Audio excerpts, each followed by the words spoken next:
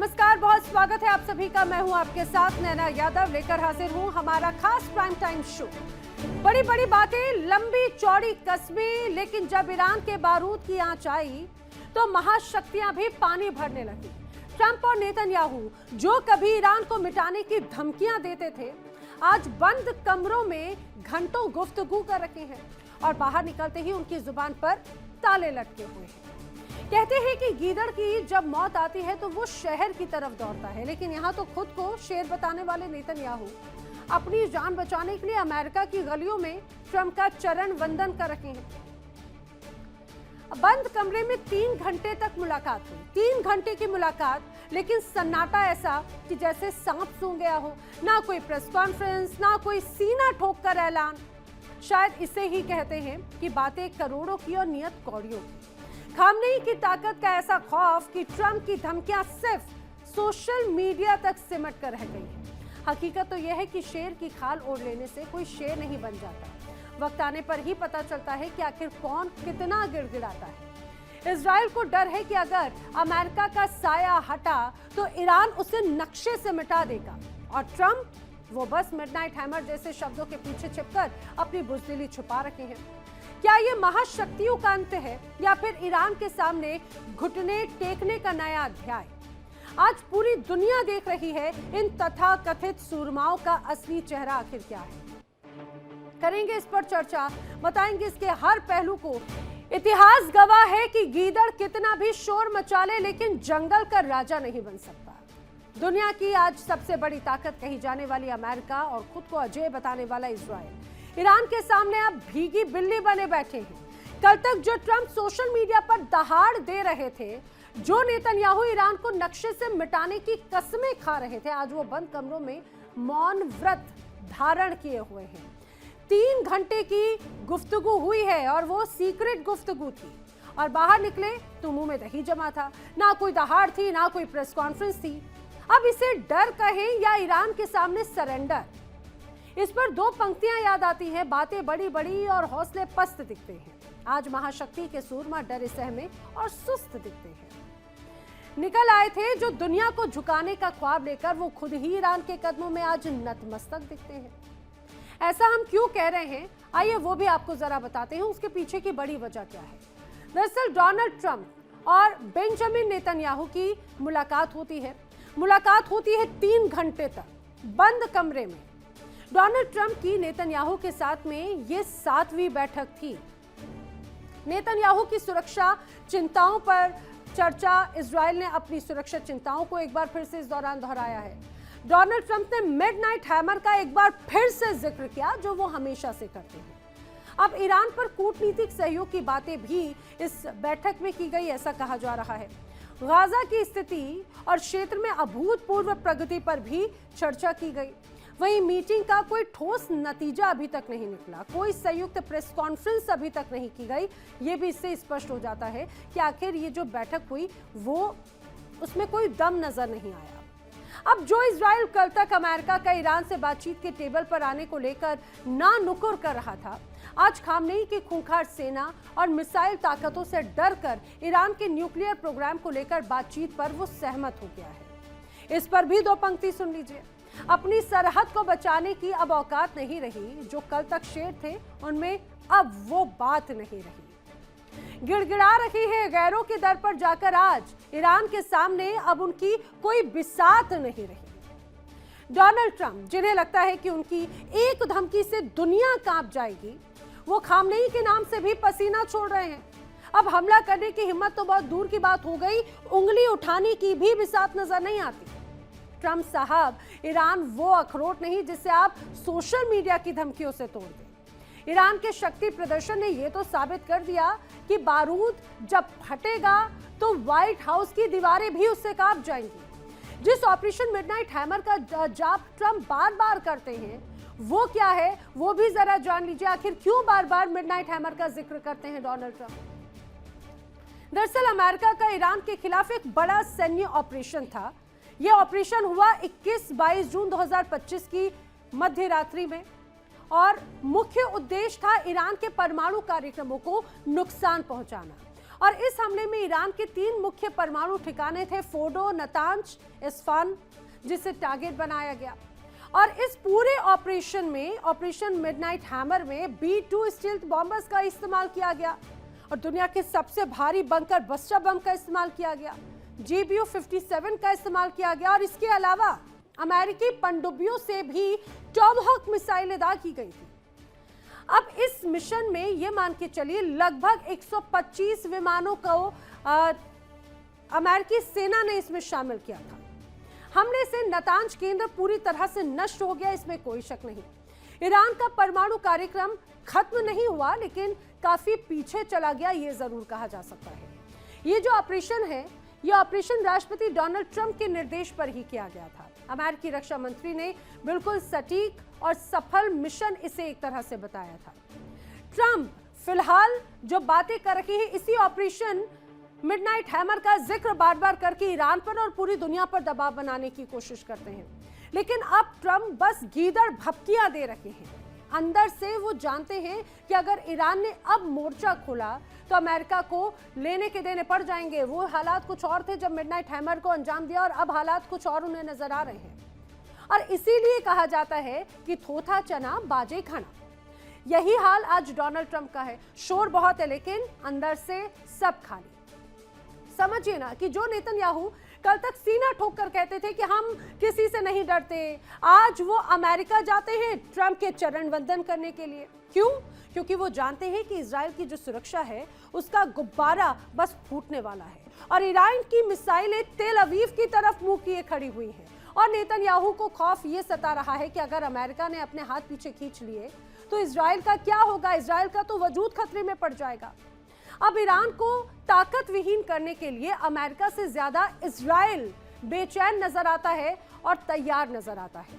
Middle east में Israel के मुकाबले ईरान की मजबूती से एक तरह से वो खड़ा होता हुआ नजर आ रहा है और यही वजह है कि इजराइल और ईरान की दुश्मनी जो काफी पुरानी थी वो एक बार फिर से इसके साथ जग जाहिर हो रही है। लेकिन आखिर इनकी दुश्मनी थी क्यों, कब से थी? आइए ये सारी चीजें एक बार जान लेते हैं। दरअसल 1979 का वक्त है जब ईरानी इस्लामिक क्रांति के बाद एक तरह से दुश्मनी की शुरुआत होती है। ईरान ने इजराइल को अवैध और कब्जा करने वाला राज्य माना और दोनों ही देश एक दूसरे को एक तरह से अपने अस्तित्व के लिए खतरा मानते रहे हैं। हमास, हिजबुल्लाह और हुतियों की मदद ईरान करता है और यही बात हमेशा से इजराइल को खलती है। सीरिया में ईरान की मौजूदगी से इजराइल में बड़ा तनाव है। इजराइल को हमेशा के लिए अब ईरान खत्म करना चाहता है और ये बहुत पुराने वक्त से एक तरह से इच्छा है मन में।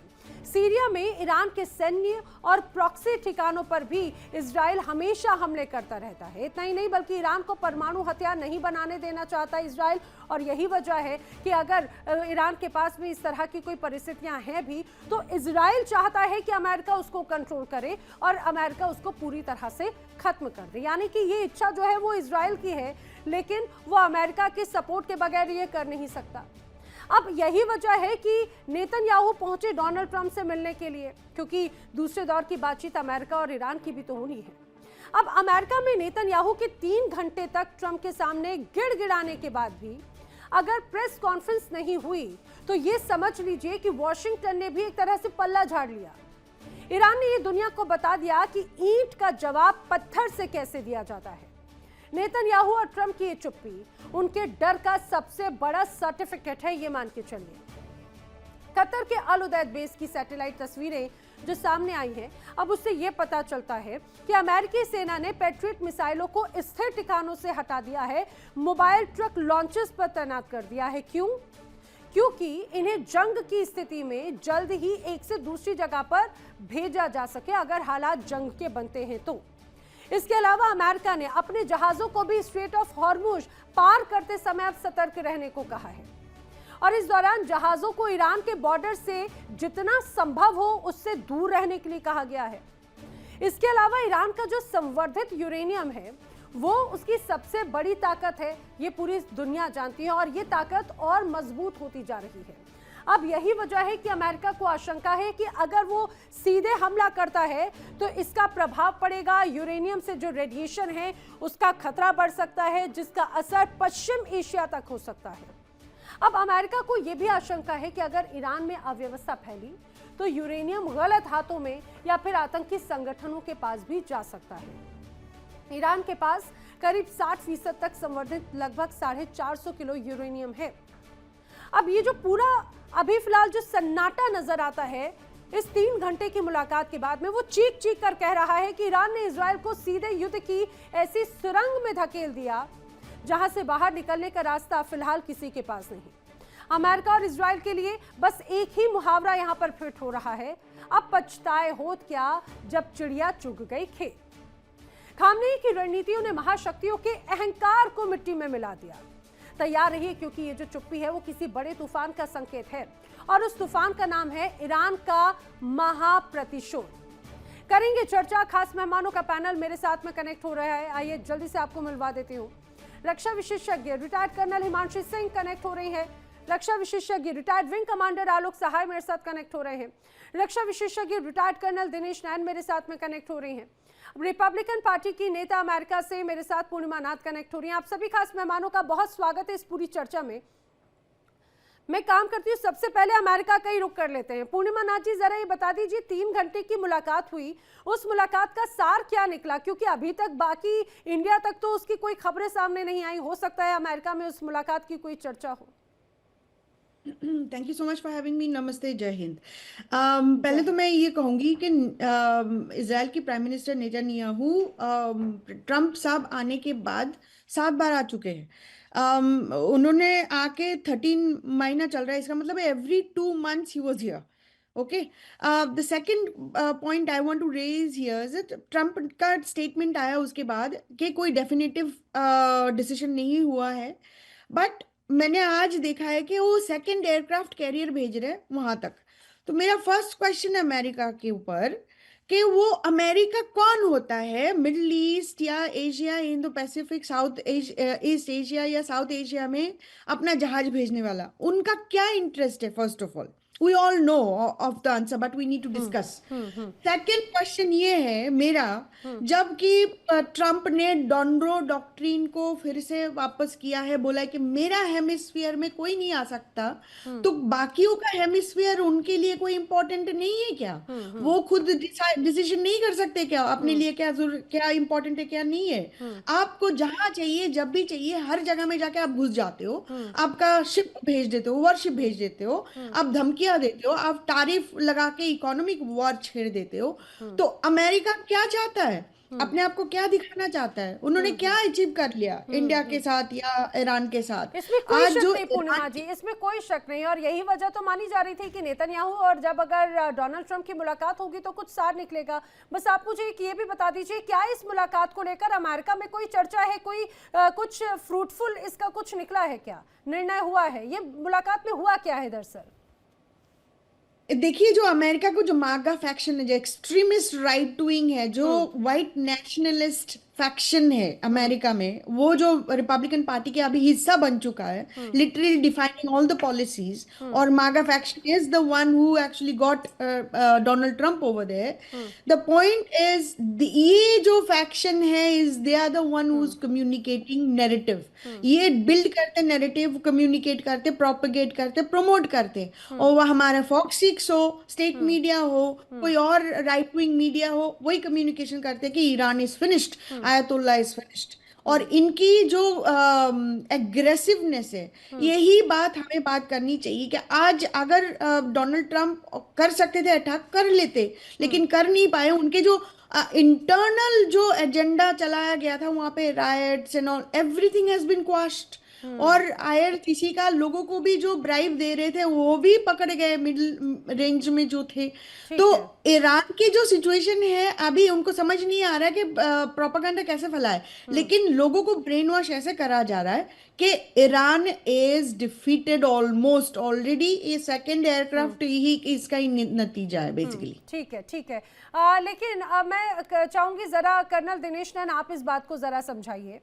जो मुलाकातें हुई उसके बाद में ऐसा लग रहा था कि कुछ बड़ा होगा, ऐसा लग रहा था कि हो सकता है कि नेतन्याहू और डोनाल्ड ट्रंप जब मुलाकात करेंगे तो उस मुलाकात का सार एक संयुक्त प्रेस कॉन्फ्रेंस के जरिए आएगा या फिर कोई ऑफिशियल स्टेटमेंट आएगा, जो जनरली होता है जब दो राष्ट्रीय अध्यक्षों की मुलाकात होती है उसके बाद में, जो जिसमें डोनाल्ड ट्रंप बड़े माहिर भी हैं। लेकिन मुलाकात हो जाती है, 3 घंटे तक मुलाकात चलती है, गुप्त मुलाकात चलती है, और उसके बाद तो ऐसी बड़ी खामोशी है। लेकिन क्या ये खामोशी तूफान के पहले वाली खामोशी है या फिर वाकई में सिर्फ खामोशी ही रहने वाली है? देखिए ना बात तो डिस्कस ऐसे की जा रही जैसे ईरान जो है 2 मिनट के अंदर इजराइल को और अमेरिका को नाको चने चबवा दे।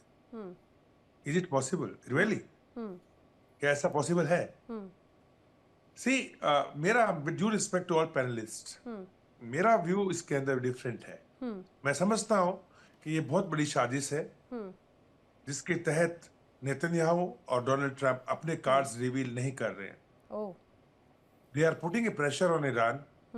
आप देख रहे हैं चाहे यूएसएस अब्राहम लिंकन से लेकर के रोजवेल्ट तो इनका भी रिपेयर के लिए जाने वाला है, तो we can't talk about that.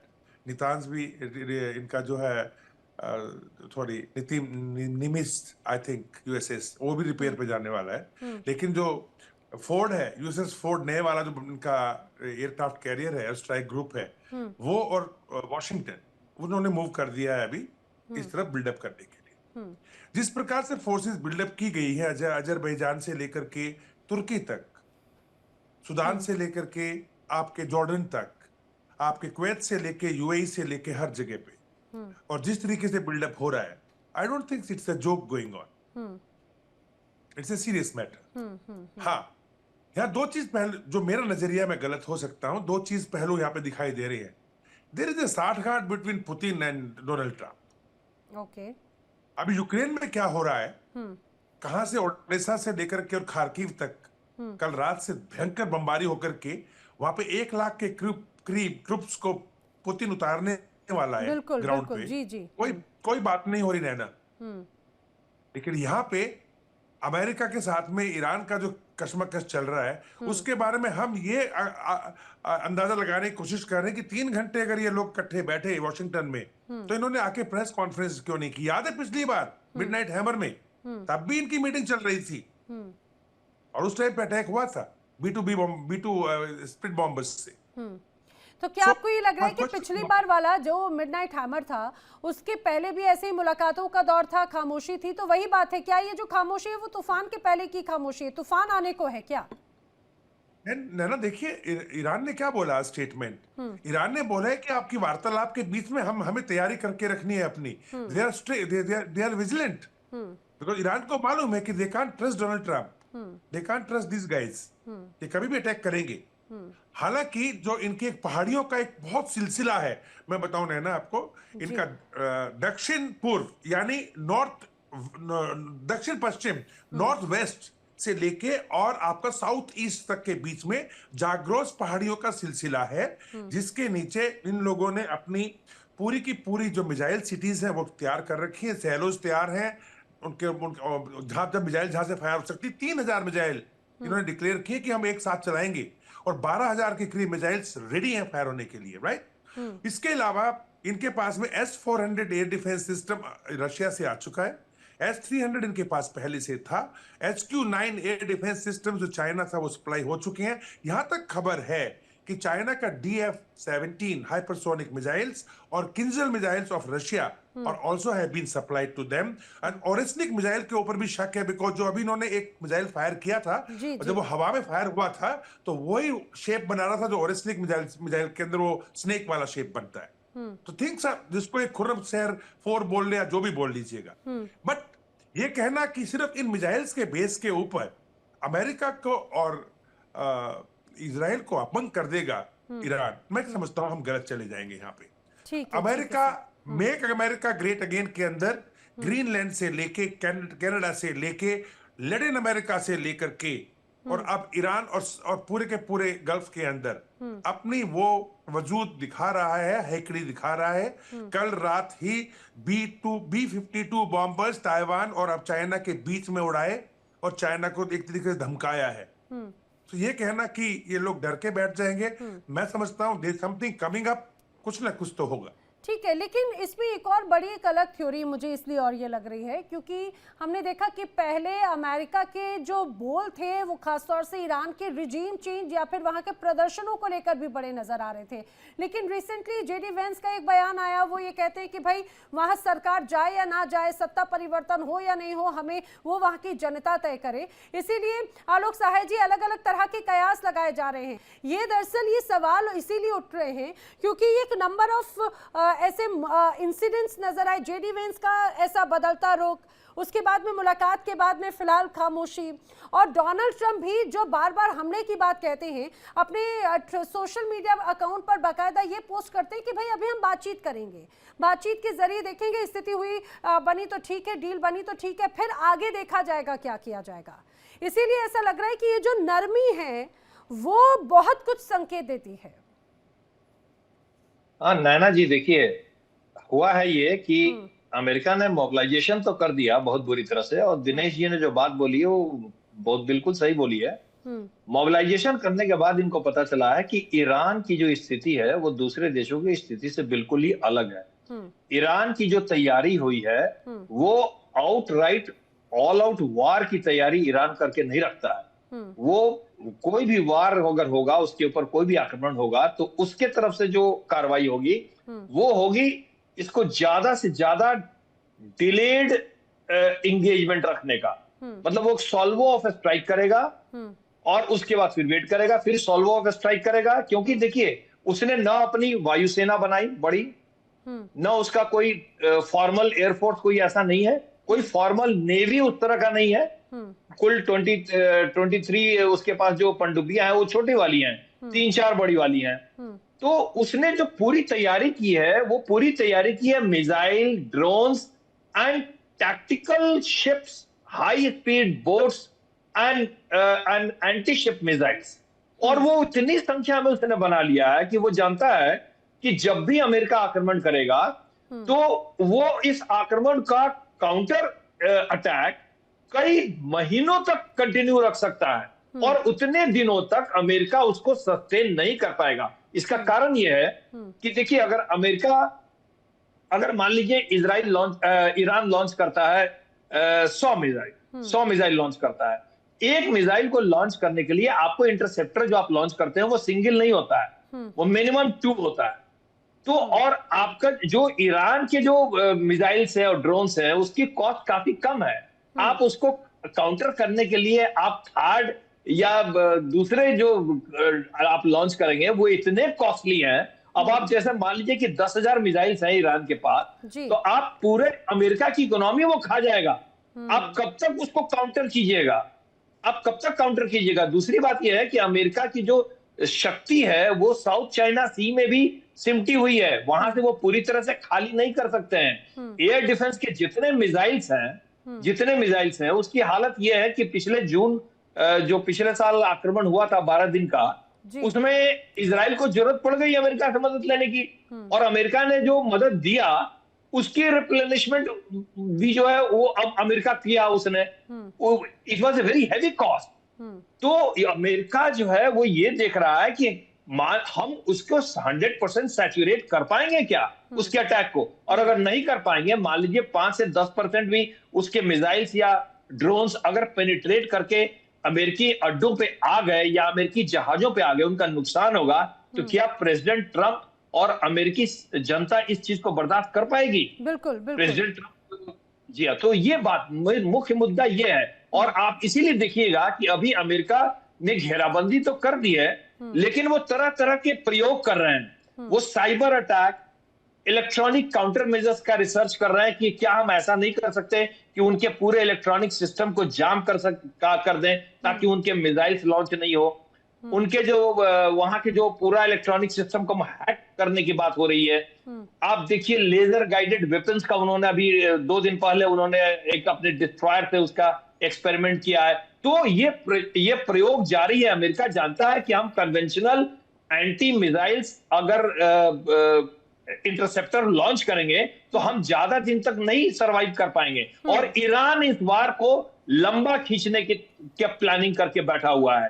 America को ये वार छोटा नहीं लगेगा। जैसे अभी तक ट्रंप अपनी हेकड़ी भरते थे कि he believes in swift action, swift victory, which is not going to be there in Iran. Iran जो है वो लंबा खींचेगा इनको, ये और important ईरान है। की स्थिति, जी हाँ, ईरान में ये कभी भी कुछ दिनों में ईरान को नहीं नेस्तनाबूद कर सकते हैं। उन्होंने अपने एसेट्स को इतने डाइवर्स तरीके से अलग अलग डिस्ट्रीब्यूट करके रखा हुआ है, हिल्स के अंदर में, जागरोस हिल्स के अंदर में उन्होंने अंडरग्राउंड सिटीज बना रखे हैं मिसाइल्स के एंड ड्रोन्स के।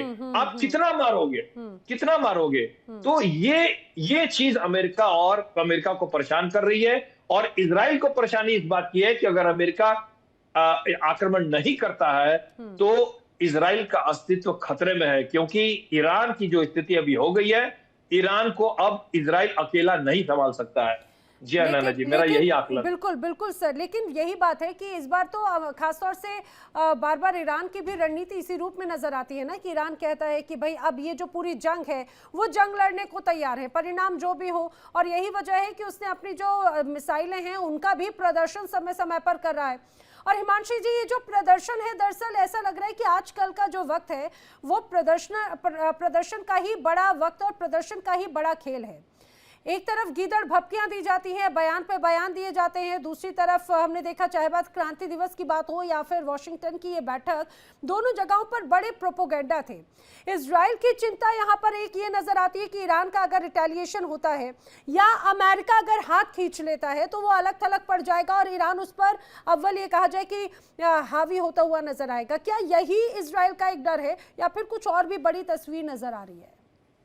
जी नमस्कार, जय हिंद। देखिए, तस्वीर बहुत बड़ी है और कॉम्प्लिकेटेड है। जैसे हम कल भी बात कर रहे थे कि ईरान की जो स्थिति है वो बहुत जटिल है, और इसीलिए जो 12 दिन का इन्होंने युद्ध किया था जिसमें अमेरिका और इजराइल दोनों ने ही साझा हमला किया था, उसके बावजूद वो ईरान को टस से मस नहीं कर पाए थे। बदले में इजराइल में भी देखिए काफी ज्यादा शहरों पे जब इनकी मिसाइलें गिरी थी, चाहे तेल अवीव हो चाहे हाइफा हो, तो काफी नुकसान उनका भी हुआ था। तो तस्वीर बहुत बड़ी है। यस, ईरान की वजह से इजराइल के लिए एक एक्सिडेंशियल खतरा तो है, लेकिन ईरान जो है लंबी पारी खेलने में माहिर है, क्योंकि उसके पास सिर्फ प्रदर्शन के लिए मिसाइलें नहीं है। देखिए, it's a standing military power. उसकी मिसाइल होम ग्रोन है, चाहे आप खुर्रम शहर की बात करें, चाहे फाटा की बात करें, चाहे अल मेहंदी की बात करें, तो सारी उसकी जो मिसाइलें हैं वो होम ग्रोन है। उसके ड्रोन्स, उसकी तो तारीफ डोनाल्ड ट्रंप ने की है कि हमको तो मिलियंस ऑफ डॉलर्स लग जाते हैं ड्रोन्स बनाने में, और ईरान कुछ ही हजार डॉलर्स में अपने ड्रोन्स बना लेता है। और कुछ दिन पहले देखिए जब इनका स्टैंड ऑफ हुआ था, तो एक शाहिद ड्रोन 129 जो बिल्कुल इनके यूएसएस अब्राहम लिंकन के पास पहुंच गया था, उन्होंने शॉट डाउन किया था। देखिए, अमेरिका के ऑब्जेक्टिव्स, इजराइल के ऑब्जेक्टिव्स और ईरान के ऑब्जेक्टिव्स इस स्टैंड ऑफ में अलग अलग हैं, और जब तक ये एक कॉमन नतीजे पर नहीं पहुंचेंगे या सहमति नहीं बनेगी, ये वॉर की स्थिति बनी रहेगी, जो मुझे लगता है 60% है। ईरान को इस समय जो बहुत उसकी स्थिति नाजुक है वो फाइनेंसेस को लेके है, इसीलिए वो सिर्फ एक चीज पे राजी हो रहा है कि हमारे को आप न्यूक्लियर प्रोग्राम पे बात कर लीजिए, हम कुछ % तक अपना डाइल्यूट कर देंगे, लेकिन उसके एवज में हमें जो चाहिए वो आपसे छूट चाहिए इन दी सैंक्शंस। लेकिन ईरान भी कच्ची पारी इस बार नहीं खेल रहा है। देखिए, उसने जिस तरीके से नाकेबंदी शुरू की है, जहां उसने अपने इस्फहान, नतांज पे धूल गिरा के और जिस तरह से सील किया है, वो बड़ी बात है। बल्कि कुछ आज 11 तारीख को ही जो इजरायली सुरक्षा एजेंसी है सिनबेट, उसने कहा है कि बहुत सारे साइबर अटैक्स उनके ऊपर किए गए हैं, और कोशिश की जा रही है इजराइल की तरफ से कि रक्षा अधिकारी, पत्रकार और वैज्ञानिकों के जो कंप्यूटर्स हैं उनमें सेंध लगाई जाए। तो ईरान सिर्फ ऐसा नहीं है कि अपने आप को मिसाइली तौर पे दिखा रहा है, या वो काफी बार हम डिस्कस करते हैं कि जो जल डमरू मध्य है उसमें वो कुछ करने की कोशिश कर रहा है, बट उसने काफी हद तक जो साइबर फोर्सेस है उनको एक्टिवेट किया हुआ है। अमेरिका भी काफी हद तक कॉम्प्रोमाइज है। देखिए, इनके यहाँ पे एक जुनिपर अटैक हुआ था, जो उनके नेटवर्क में सेंध लग गई थी। उसके बाद इनके जो डिफेंस डिपार्टमेंट है, जस्टिस डिपार्टमेंट है, यहां तक कि इनके डैम्स और बायो वॉरफेयर के लिए भी ईरान तैयार है। तो सिर्फ बात मिसाइलों की नहीं है। देखिए, युद्ध जब होता है तो उसमें हर साम दाम दंड भेद हर चीज का इस्तेमाल किया जाता है। अगर डोनाल्ड ट्रंप कह रहे हैं कि कम डाउन फॉर डील, और अगर डील नहीं करोगे तो हम आपको तहस नहस कर देंगे या परिणाम खराब होगा, आपको एक इसकी नुमाइश मिल गई है 12 दिन के युद्ध में कि ईरान कच्चा खिलाड़ी नहीं है। और जैसा कि मुझसे पहले एक पैनलिस्ट ने कहा कि वो जो उसकी ज्योग्राफी है, it is very different than बाकी अदर कंट्री। जैसा मैंने कल भी आपसे जब डिस्कस किया था कि इट्स नॉट लाइक ईरान की इट्स अ बैरन डेजर्ट जहां आप घुस जाएंगे। Iran is a fortress, and fortress की वजह से और जो 13 देशों के साथ उसकी सीमाएं लगी हुई हैं, ईरान के पास स्ट्रेटेजिक डेप्थ है। दूसरा, अगर ये युद्ध फैलता है तो पूरा विश्व क्योंकि इससे प्रभावित होगा। अगर हॉर्मुज डमरू मध्य से खुद अमेरिका की तरफ से चेतावनी आई थी कि आप भाई उस तरफ ना जाइए, अपने जहाजों को बोला था, और किसी तरीके से अगर IRGC वाले लोग आते हैं तो आप उन पे हमला ना करें, आप उनसे बातचीत करने की कोशिश करें। अमेरिका अपनी तरफ से बार बार चेतावनी दे रहा है, जो उसने इससे पहले किसी और देश के मामले में नहीं दी है। अगर इस तरह की वार्निंग खुद अमेरिका की तरफ से आ रही है तो ईरान का खतरा जो है, भले ही उसको खत्म करने में अमेरिका सक्षम ना हो और ईरान भी इतना मजबूत ना हो कि वो ईरान की ईंट से लेकिन मुझे लग रहा है अमेरिका की ईंट से ईंट बजा दे। लेकिन जी। ईरान के पास में एक पावर ऑफ न्यूसेंस तो है, और वो पावर ऑफ न्यूसेंस के दम पे इतना बड़ा खेलने को तैयार है। और Iran is not a very weak country, जैसा बाकी लोग कई बार कहते हैं कि नहीं, उसके देखिए डिफेंस सिस्टम मजबूत है, उसका S-300 है, बावर उसका अपना होम ग्रोन सिस्टम है, खोराड है उसके पास में। और जब उसने एक बड़ी सीख ली थी जब स्टुंडनेक्स इनका जो हमला इजराइल की तरफ से किया गया था, उनके न्यूक्लियर पावर प्लांट्स को तहस नहस करने के लिए, उसके बाद में उसने अपने एयर गैप्स को भी भरा है। उनके कोई भी कंप्यूटर्स बाहर के चैनल्स के साथ में उन्होंने जोड़े ही नहीं है। तो कहीं ना कहीं ईरान जो है अपनी पावर को और अपने रिसर्च एंड डेवलपमेंट पे बहुत खर्चा कर रहा है, और यही अमेरिका के लिए इस समय और देखिए ये एक बात है कि आज का जो ये पूरा जो दौर है, ये कहा जाता है कि वो हथियारों से ज्यादा एक तो प्रोपोगेंडा और दूसरा साइबर लिहाज से भी आप अपने आप को किस तरह से तैयार करते हैं, ये भी बहुत बड़ी बात है। मैं पूर्णिमा जी का रुख करूं, लेकिन दिनेश नैन जी एक बात ये जरा बताइए, क्या यही वजह है कि अपने वॉरफेयर फ्रंट पे ईरान हर लिहाज से खुद को तैयार कर रहा है, क्योंकि वो जानता है कि अमेरिका के पास में सैन्य ताकत है, टेक्नोलॉजी है, और उसके पास में कई देशों का साथ है, और ये कहा जाए कि दबाव बनाने के लिए भी, भले ही मिडिल ईस्ट में बाकी जो अन्य अरब कंट्रीज हैं वो ईरान पर होने वाले हमलों को लेकर अमेरिका का बहुत ज़्यादा सपोर्ट नहीं करते, लेकिन उनकी उतनी चलती भी नहीं। लेकिन वो ये भी जानता है अमेरिका कि ईरान भी उसी रूप में अपने आप को तैयार करा है। ऐसे क्या आपको सबसे इंपॉर्टेंट बातें ऐसी नजर आती हैं जो कहीं ना कहीं हमले को लेकर बैक स्टेप पे जाते हुए अमेरिका भी नजर आ रहा है? देखो नैना, पहले ये थोड़ा सा कॉन्सेप्ट था पिछले साल तक, जब पिछले साल हमें इजराइल ने और अमेरिका ने अटैक किया ईरान के ऊपर, कि कॉन्सेप्ट वाज कि इजराइल को ईरान पे अटैक नहीं करना चाहिए, नहीं तो ये सारे मुस्लिम कंट्रीज इकट्ठे हो जाएंगे, क्योंकि सब इजराइल से हेट करते हैं, तो America should be handling Iran. लेकिन जब अब इस बार अमेरिका ने बिल्डअप करना शुरू किया है, तो रिपरकशन उल्टा आ रहा है, क्योंकि जो गल्फ कंट्रीज के अंदर जितने भी है, इसकी सऊदी अरब है, UAE है, कतर है, बहरीन है, या फिर जो भी आप लगा लीजिएगा, इजिप्ट है, सब लोगों ने कहा है कि भाई हमारी एयर स्पेस या इराक ने हमारी एयर स्पेस में आप यूज ना करें। तो दैट मीन्स अमेरिका को सोचना पड़ रहा है कि अब मैं अटैक करूं तो कहां से करूंगा। बिल्कुल। तो अजरबैजान का इलाका और तुर्की का इलाका अब चूज किया गया। हालांकि तुर्की जो है, अर्दोगन खुद इनका लीडर बनना चाहता है मुसलमानों का सबका, तो वो भी थोड़ा सा समझ में इसमें कंफ्यूजन में है। Let us understand one thing first, Israel को अपने एग्जिस्टेंस का डेफिनेटली खतरा है ईरान से, चाहे इसके प्रॉक्सीज हमास है, हिजबुल्लाह है, हुती है, कुतुब हिजबुल्लाह है, या फिर जो इस्लामिक रेजिस्टेंस फोर्सेस इसकी सीरिया के अंदर बैठी हुई, और खुद ईरान ने अब पिछले साल अटैक करके मिसाइल से, तो मिसाइल सिस्टम खतरा बन चुका है। तो इजराइल बिल्कुल नहीं चाहेगा अभी कि इस मौके के ऊपर अब ये जो खतरे हैं इनको ना निपटाया जाए, क्योंकि अगर अब नहीं किया गया तो ईरान इजराइल के खिलाफ ज्यादा ताकतवर हो जाएगा, और आगे आके किसी ना किसी स्टेज पे इजराइल को ये फेस करना ही पड़ेगा। अब लेट्स कम टू अमेरिका। ईरान ने अभी कुछ पिछले हफ्ते ही कहा था, हमने एक मिसाइल छोड़ी है, 10,000 किलोमीटर की रेंज ले ली है, यानी home they are targeting that to America, यानी अमेरिका पे अटैक करेंगे। तो मिसाइल्स तो अमेरिका भी नहीं चाहता कि रेंज बढ़ जाए, नंबर 1। बिल्कुल। नंबर 2, अब अमेरिका के पास प्रॉब्लम क्या है कि क्या मैं गल्फ कंट्रीज के अंदर सबको नाराज करके सबको इकट्ठा हो जाए, सब इकट्ठा हो जाए मेरे खिलाफ एक इस्लामिक कार्ड के अंदर, वो ना होने दें। और तीसरा, अमेरिका नोज वेरी वेल कि अगर इस क्षेत्र के अंदर मुझे कुछ करना है तो B2 बॉम्बर, स्प्लिट बॉम्बर से इनके नतांज हो, फर्दो हो, इस्फान हो, आप कोई भी ले लीजिए, इनके जो न्यूक्लियर साइट्स हैं वो कैसे खत्म नहीं होने वाला, ग्राउंड ऑन बुट जाना ही पड़ेगा। जैसे हिमानी कह रहे थे अभी कि सभी के सभी जो भी एंट्रेंसेस हैं इनके न्यूक्लियर साइट्स के, वो सब पे मिट्टी से बंद कर दिया इन्होंने, सब डंप कर दिया वहां, ताकि ग्राउंड फोर्सेस अगर आती हैं तो उन टनल्स में अंदर ना घुस पाए।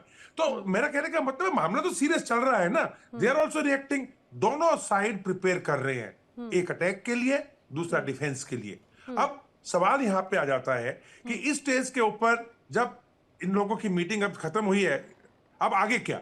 जी देखिए, बिल्कुल। एक मीटिंग इनकी लास्ट होने वाली है ओमान के अंदर, और उसके अंदर भी कोई नतीजा नहीं निकलेगा, कोई नतीजा नहीं निकलने वाला। क्यों? अमेरिका ने कहा ईरान को 4-5 चीजें मांगी, आप न्यूक्लियर जो आपका टेस्टिंग है वो बंद करो, या सेंट्रीफ्यूगल फोर्सेस से उसको एनरिच करना बंद करो, बोलते नहीं नहीं करेंगे।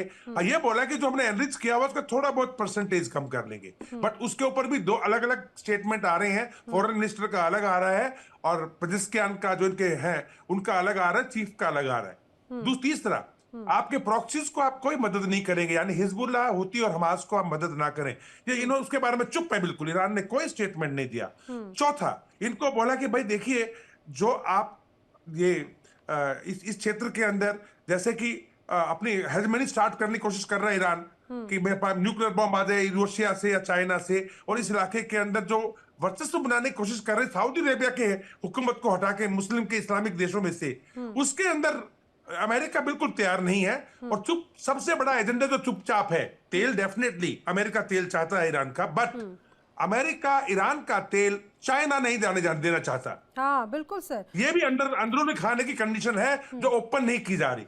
अब इन सब कंडीशंस को इजराइल ने, मिडिल ईस्ट हो या एशिया हो, यहाँ पर अमेरिका और चीन का जो टसल है उसमें तो अलग अलग देश पिसी जाते हैं, उसमें गल्फ कंट्रीज भी हैं, एशियन कंट्रीज भी हैं। चीन का तो देखिए, प्लीज नैना, चीन is a rival, coming up as a rival power against America. तो अमेरिका उसको वीकन कैसे करेगा? उसकी एनर्जी नीड्स को खत्म करके। वेनेजुएला में 80%, हालांकि ज्यादा तेल नहीं था, सब बंद कर दिया। जितनी फ्लीट्स ईरान की थी, शैडो फ्लीट्स यानी ऑयल टैंकर्स, 3 दिन पहले देखा आपने, सबको बंद कर दिया। आज क्या धमकी दी है कि कोई भी ईरान का टैंकर अगर चाइना के लिए तेल ले जाता दिखाई दिया, अरेबियन सी में या इंडियन ओशन के अंदर हो, तो जो पैरा ट्रूपर्स हैं, अब जिस प्रकार से इन लोगों ने अटलांटिक ओशन में किया था रशिया के साथ, वो चीज ईरान के साथ करने जा रहे हैं। आज इस पर धमकी दी है। तो चाइना, इसलिए चाइना थोड़ा सा घबराया, कह लीजिए, या फिर इन्वॉल्व होना पड़ रहा है चाइना को। बट जो मेन मुद्दा है इनका, वो यहीं पे आकर के खत्म होता है कि आपने सब तरह की चीजें करके देख ली इनके साथ, आपने इनके न्यूक्लियर साइट्स को तोड़ने की कोशिश की, नहीं कर पाए। आपने इनके मिसाइल सिस्टम्स को खत्म करने की बात करी, वो नहीं कर पा रहे, ये रेडी नहीं है। जब दोनों पार्टियां कोई भी चीज के लिए रेडी नहीं है, तो आप मुझे बताइएगा ये लड़ाई क्यों नहीं होगी? उसका मतलब एक रीजन दीजिएगा, why there will not be any war here. तो वो तो आ ही रहा है, it is just both parties are gaining time, और डेफिनेटली इस पे अटैक आएगा। हाँ, ये किस रूप में आना है, कौन पहले करेगा? क्या इजराइल को आगे किया जाएगा या अमेरिका आगे होके करेगा? उस इस्लामिक कार्ड को देखते हुए, इस नजरिए को देखने के लिए अब इन दोनों के बीच में चुपचाप से फिलहाल आपस में गुपचुप तरीके से बातचीत चल रही है। हाँ, फिलहाल ये देखना होगा कि आखिर हो क्या रहा है। लेकिन पूर्णिमा नाथ जी, ये जो मैंने जेडी वेंस के बयान का जिक्र किया, जेडी वेंस ने कहा कि ठीक है, वहां पे जो रिजीम चेंज होगी वो जनता तय करेगी, उससे हमारा लेना देना नहीं है। मुलाकात के बाद में अमूमन जो हमेशा डोनाल्ड ट्रंप बड़े आक्रामक अंदाज में नजर आते हैं, एक तरफ वो ये कह रहे हैं कि बातचीत के जरिए सिचुएशन को कंट्रोल करने की कोशिश की जाएगी, देखा जाएगा, और अगर बातचीत नहीं होती, डील नहीं होती, तो आगे क्या करना है वो भी देखेंगे। यानी कि अभी कोई ठोस या कोई ऐसी रणनीति नहीं है जिस तरह से धमकाने के लिए वो जाने जाते हैं। क्या ये इस साल होने वाले मिड टर्म इलेक्शंस को ध्यान में रखते हुए अपनी नीतियां बदलने का एक तरीका है, या फिर बैकस्टेप ही फिलहाल वो नजर आ रहे हैं, या कुछ और चल रहा है? जैसा कि दिनेश नैन जी भी कह रहे हैं कि कुछ तो चल रहा है, इसे हल्के में नहीं लेना चाहिए। देखिए, वैंस पर मेरा कोई ट्रस्ट नहीं है। वो ट्रम्प को गालियां दे रहे थे 2016 में, हिटलर कह रहे थे, आज उनका वाइस प्रेसिडेंट बन के बैठे हुए हैं। जब तक उनका बुक पब्लिश नहीं हुआ था वो कोई था नहीं, लेकिन उनका जो फाइनेंसियर है पीटर थिल, वो एप्स्टीन फाइल्स में बैठा हुआ है। कोई there is no case going on at all, nobody is convicted of any crime. All these billionaires are together.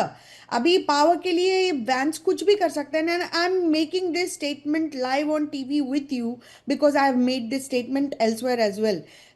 ये वांस का जो सिचुएशन है, he is a power hungry man. He can do anything. उसको खुद का बुक भी आपने खुद ने नहीं लिखा. अब आते हैं इनके बयान के ऊपर. ट्रस्ट नहीं करा जा सकता है.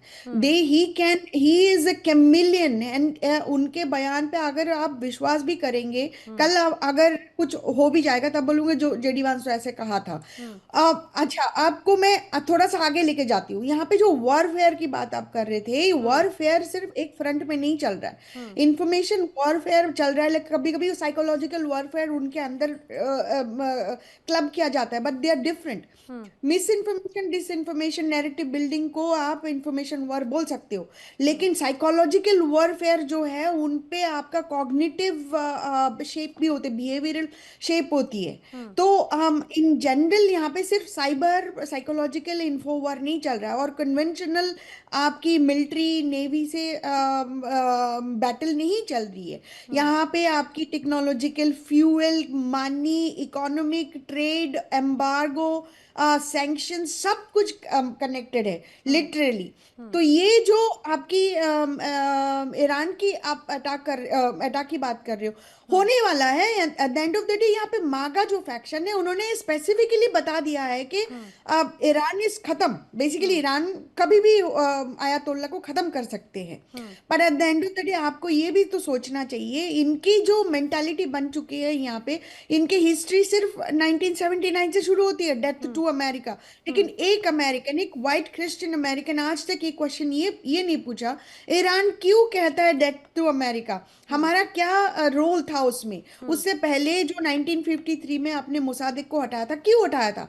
ये जो ऑयल का गेम है, रिसोर्स का गेम है, इसके बारे में कोई बात नहीं करते. लेकिन यहाँ पे ब्रेन वॉश सबको करा गया है कि ईरान अपना यूनाइटेड स्टेट्स की फ्लैग जलाते हैं, इजराइल की फ्लैग जलाते हैं, तो उनको ध्वंस करो. लेकिन उनका क्या नैरेटिव है किसी को नहीं बताया जाता है. और ये भी नहीं बताया जाता है कि जो लास्ट टाइम जो आप टॉक के बारे में बात कर रहे थे, दे वर इन ए टेबल, एंड उसी समय में जाके इजराइल ने अटैक कर दिया उनको. बट द पॉइंट इज, आप अगर टॉक बोल रहे हो, what kind of a talk is it? Is it diplomacy? आप अगर गन टू द हेड बोल के आप बोल रहे हो कि साइन करो, एक्सेप्ट करो, क्यों करेंगे? ईरान का अभी सिचुएशन ये हो गया कि अभी लड़ो या मरो. उन्होंने पूर्णिमा जी, एक बात मैं हालांकि आगे गेस्ट का रुख करूं सहाय जी का, लेकिन मुझे एक बात आपसे जरूर जाननी है, क्योंकि आप बड़ी बेबाकी से अमेरिका की धरती पर बैठकर आप खुद डोनाल्ड ट्रंप या उनकी सरकार और उनकी नीतियों के खिलाफ बड़ी बेबाकी से बोलती हैं, उन्हीं की ही पार्टी की होकर. ऐसी क्या बात आपको, ऐसी क्या टीस लगी है मन में जो आप उनके प्रति नाराजगी है इतनी? देखिए, मैं किसी के अगेंस्ट नहीं बोलती हूँ, मैं सच के पक्ष में, ये पॉजिटिव वे में ही बोल रही हूँ कि बड़ा अच्छा है बेबाकी के साथ. अगर नेगेटिव भी लेते ना, उसमें कोई फर्क नहीं मुझे पड़ता, क्योंकि मैं किसी के पक्ष में नहीं बोलती, किसी के विपक्ष में नहीं बोलती. मैं हमेशा सच के पक्ष में बोलती हूँ. और मेरे जैसा लोगों का जगह कहीं नहीं होता, ना इंडिया में भी होगा, ना अमेरिका में भी होगा. अगर मैं रिपब्लिकन हूँ और मैं आज मोदी की कोई पॉलिसी की अगर मैं बात करने लगी, आप भी मुझे चुप करवा देंगे, क्योंकि यही सिचुएशन है. सच बोलने वालों की जगह कहीं नहीं होती. हम मर जाने के बाद हमारी बातें उठा के जाके आप लोग बोलेंगे, हाँ कभी कोई थी पूर्णिमा नाथ बोल के ऐसे बात बोल के गई थी. हम जब जिंदा रहिए तब हमारा कोई जगह नहीं होता. तो हम मुझे आप कुछ भी बोल के हमें, पूर्णिमा जी, अभी आपको मुझे हजारों डिबेट्स करनी है साथ में. आपको आपके दुश्मनों को भी उम्र लग जाए. मैं तो ये कह रही हूं. बहुत बढ़िया. मैं ये कहूंगी, मेरा कोई अप्रिसिएशन ना ऊपर उठा सकते हमारे जैसे लोगों को, ना हमारे ऊपर टारगेट और अटैक को हमें नीचे करा सकते हैं. हम हमेशा सच के पक्ष में रहेंगे, और सच जैसे भी हमारे सामने आएगा, जैसे आई रियली लाइक इट. मुझे आपका ये अंदाज और ये बड़ा बेबाकीपन बड़ा अच्छा लगता है. वेल, एक बार फिर से डिबेट की तरफ लौटती हूँ, आलोक सहाय जी का रुख करते हुए. आलोक सहाय जी, लेकिन बार बार ये कहा जा रहा है कि भले ही ये खामोशी नजर आती हो, इजराइल के अगर बेंजामिन नेतन्याहू डोनाल्ड ट्रंप से मुलाकात करने के लिए गए हो, भले ही 3 घंटे की उस सीक्रेट मीटिंग का कोई सार बाहर नहीं निकला, लेकिन इसका मतलब ये नहीं है कि अंदर चर्चा या रणनीति नहीं हुई. कुछ तो खिचड़ी ऐसी पकी है. क्या इसे आने वाले वक्त का खतरा माना जाए? बार बार यही कहा जा रहा है, वर्ल्ड वॉर 3 के पहले की खामोशी नजर आ रही है क्या? नैना जी देखिए, 3 घंटे की बातचीत तो निश्चित रूप से गंभीर विषय है, क्योंकि इसका मतलब है कि काफी कुछ चीजों पर विचार विमर्श किया गया कि क्या क्या किया जा सकता है और क्या क्या संभावनाएं हैं। मुश्किल ये है, मैं 2 चरण में इस बात को रखना चाहूंगा। एक तो मुश्किलात क्या है और उसका उपाय वो क्या ढूंढना चाह रहे हैं। मुश्किल ये है कि अगर ये अटैक करते हैं ईरान के ऊपर में, तो ये लंबा अटैक होगा और इनके जो एयर डिफेंस जितने एलिमेंट्स हैं वो तेजी से बर्बाद होंगे और दूसरे जगहों से इनको उसको रिप्लेनिश करना पड़ेगा, जो कि एक बहुत ही मुश्किल घड़ी होगी, क्योंकि साउथ चाइना को भी ये इग्नोर नहीं कर सकते हैं, ताइवान में जैसी स्थिति है। तो एक तो ये बात हो गई। दूसरी बात ये हो गई कि आप देखिए, अगर युद्ध होता है तो जितने भी मिडिल ईस्ट के मुस्लिम कंट्रीज हैं जो आज अमेरिका के साथ में है, उनकी स्थिति बहुत ही खराब हो जाएगी 2 कारणों से। एक तो उनका जो ट्रेड एंड कॉमर्स और इकोनॉमी जो है वो टूरिज्म और बहुत सारे एरियल रूट्स और पर डिपेंड करता है, और एरियल रूट सारे बंद हो जाएंगे काफी लंबे समय के लिए, तो उनको बहुत बड़ी मार पड़ेगी इससे। दूसरी बात यह है कि इनके जितने तेल है, जितना ऑयल है, वो इसी रूट से बाहर निकलता है। स्ट्रेट ऑफ हॉर्मुज से पूरे विश्व का तेल का जो ट्रेड है वो 5वां हिस्सा इसी रूट से होकर निकलता है, 20%। सिर्फ यही नहीं, आप देखिए हूतीज जो है वो रेड सी और बाब एल मंदब स्ट्रेट जो है उस पर भी कंट्रोल करते हैं। तो एक तो स्ट्रेट ऑफ हॉर्मुज से पूरा तेल जाना बंद हो जाएगा, तो डबल मार पड़ेगी जो प्रो अमेरिकन मुस्लिम कंट्रीज हैं वहां पे। तीसरी मार ये पड़ेगी कि जितना इकोनॉमिक एंड कॉमर्स की जो मैरिटाइम एक्टिविटीज होती है रेड सी से, और जो इंडियन ओशन और स्वेज कैनाल का जो बीच का एरिया है जो बाब एल मंदब स्ट्रेट से होके निकलता है, वो पूरा अफेक्टेड होगा हूतीज के कारण। तो इस चीज को लंबे समय तक अमेरिका के जो सहयोगी देश है मिडिल ईस्ट में वो झेल नहीं पाएंगे। तो एक तो अमेरिका लंबे समय तक झेल नहीं पाएगा एयर डिफेंस को, जिस तरह से उनका खर्च होगा। अभी भी सस्ते दामों से, सस्ते वेपन से उनके मिसाइल्स और ड्रोन्स को रोकने का अभी इन्होंने जस्ट ट्रायल शुरू किया है, जो अभी 2 दिन पहले इन्होंने किया है, वो ट्रायल किया है एक लेजर वेपन का। तो अभी बहुत ही विकसित रूप में इनके पास हर जगह डिप्लॉयड नहीं है। तो आज अगर युद्ध होता है तो अमेरिका का बहुत लंबा रिसोर्सेज खर्च होगा बहुत छोटे कॉस्ट वाले ड्रोन्स और मिसाइल्स के खिलाफ में, जो अमेरिका लंबे समय तक झेल नहीं पाएगा। ये मुश्किलात है। तो अमेरिका अभी ये देख रहा है कि हमारे पास ऑप्शंस क्या क्या हैं। ऑप्शंस ये है, एक साइबर वार से इस तरह से डिस्टर्ब कर दिया जाए कि उनके इलेक्ट्रोमैग्नेटिक स्पेक्ट्रम बिल्कुल काम ही न करें, जैसा कि वेनेजुएला में उन्होंने किया, साइबर अटैक करके या इलेक्ट्रोमैग्नेटिक स्पेक्ट्रम को कॉम्प्रोमाइज करके।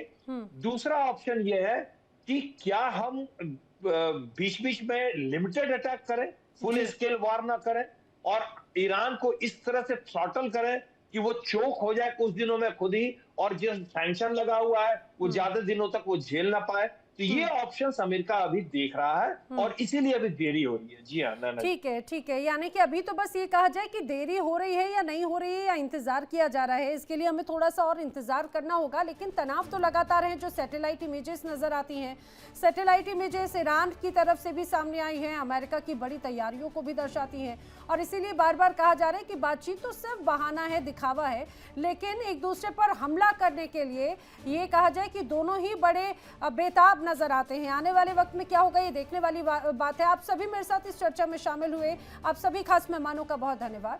वक्त एक छोटे से ब्रेक का। देखिए इंडिया डेली 24/7 अब आपके स्मार्ट टीवी पर। इंडिया डेली मौजूद है सभी डिजिटल प्लेटफॉर्म पर लाइव और लगातार। इंडिया डेली 24/7 हर दिन राष्ट्र को समर्पित।